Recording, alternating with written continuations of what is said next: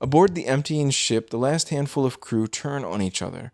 Reduced to 4 men, including the captain, the survivors mutiny, demanding the magical shells for themselves. Witterell tells them the shells are gone, thrown into the sea, and when they refuse to accept it, he kills all 3 mutineers in the fight that follows.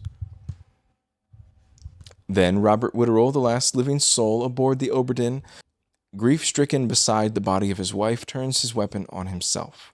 The ship drifts on, crewless, carried the rest of the way home, if the dying parrot's bargain held, by the freed mermaid honoring her promise. Back in 1807, the inspector completes what the investigation allows: the fates of 58 of the 60 souls. Then he leaves, and as a storm gathers on the horizon, the Obra, home at last, finally sinks. The inspector files his insurance assessment, compensating or fining the estates of the crew and passengers according to their conduct, and mails the completed logbook back to Henry Evans in Morocco. What happens next depends entirely on how well you did, and the game has 3 distinct responses. If you determine fewer than 30 fates, a letter arrives reporting that Evans was severely disappointed in your work, that his dissatisfaction deepened the illness that was already killing him. If you determined between 30 and 57 fates, the reply is gentler. Evans was pleased enough with the incomplete book and forgave the gaps. And if you correctly determined all 58 solvable fates, Jane Bird, one of the 4 who survived the voyage and made it to Africa, writes back. Evans, she reports, has died of his illness, but in gratitude he wished for you to be given the means to finish the book. Enclosed with her letter is the monkey's paw. Using the memento mortem on it finally opens the door to the sealed lazaret, letting you witness and record the last 2 deaths, and complete the record of the Obra in full. In this ending, the surviving mermaid is shown having kept her word, having watched the ship safely across 5 years of ocean to bring it home. That the game feels so complete is a testament to how long and how solitarily Pope labored over it.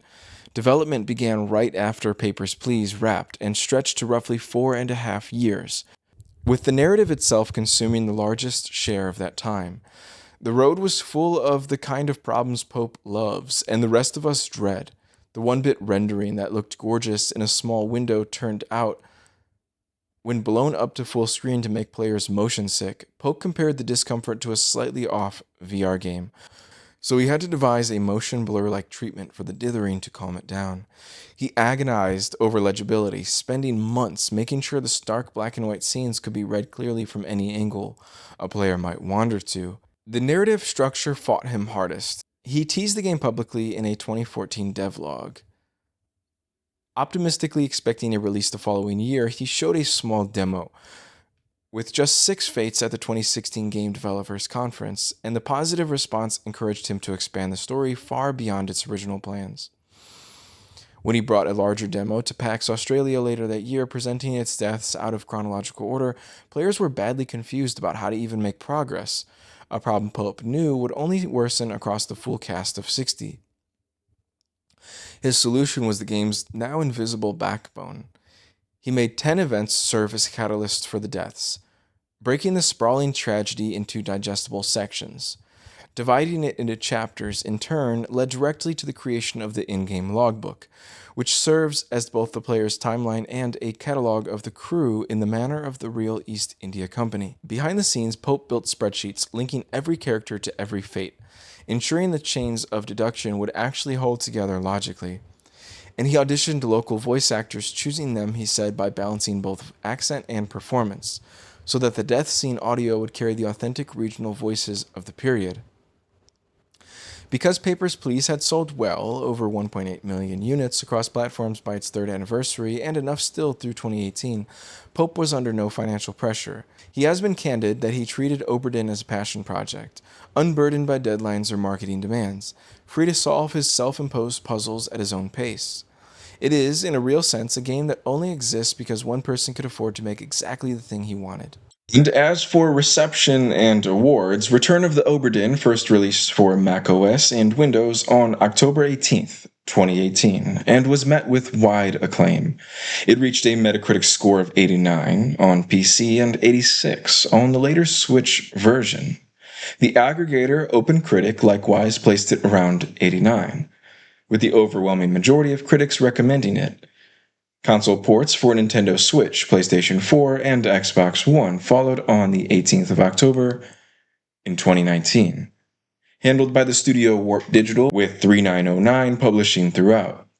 Reviewers reached readily for comparison to Sam Barlow's Her Story, another non-linear mystery that turns the player into an obsessive note-taker, and praised Obra Dinn's originality, its atmosphere, and the way its stark visual style made it feel like nothing else.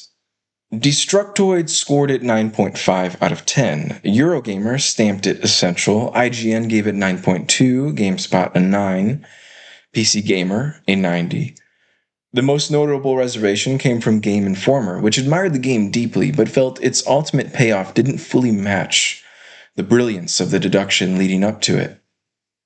It landed on Best of 2018 lists from outlets including Edge, Polygon, The New Yorker, and The Daily Telegraph, and by 2023 had earned a place on British GQ's ranking of the greatest games of all time. The awards bear out that reception, and it's worth separating what the game won from what it was merely nominated for. It won the Seamus McNally Grand Prize, the top honor at the 2019 Independent Games Festival, along with the IGF's Excellence in Narrative Award. Best Narrative at the Game Developers' Choice Awards, Best Art Direction at the Game Awards 2018, both Artistic Achievement and Game Design at the 2019 BAFTA Game Awards, and a Peabody Award in the Futures of Media category, whose citation praised it for constructing a masterful mystery that engages the player with the narrative at every step. It was nominated for a great deal more. 6 DICE Awards, including Game of the Year, plus South by Southwest and additional BAFTA and GDCA categories, without winning those. Pope himself would later receive the Game Developers' Choice Pioneer Award in 2025, a recognition of his career rather than of this single game. What lingers about the return of the Obra Dinn is how much of it flows from one person's refusal to do things the ordinary way. A dead visual format nobody had any commercial reason to revive became the seed of the whole project. A rigid, almost pedantic core mechanic, fill in a matrix of identities and fates and only get confirmation 3 at a time, became a source of enormous tension and delight, and a story that on paper sounds absurd. A Georgian insurance drama crossed with mermaids and a kraken becomes, in the playing, a genuinely haunting meditation on greed, duty, and the small, terrible decisions that sink ships. It is, in the end, a game about paying close attention, about the conviction that if you look hard enough at the frozen instant of someone's death, you can know who they were.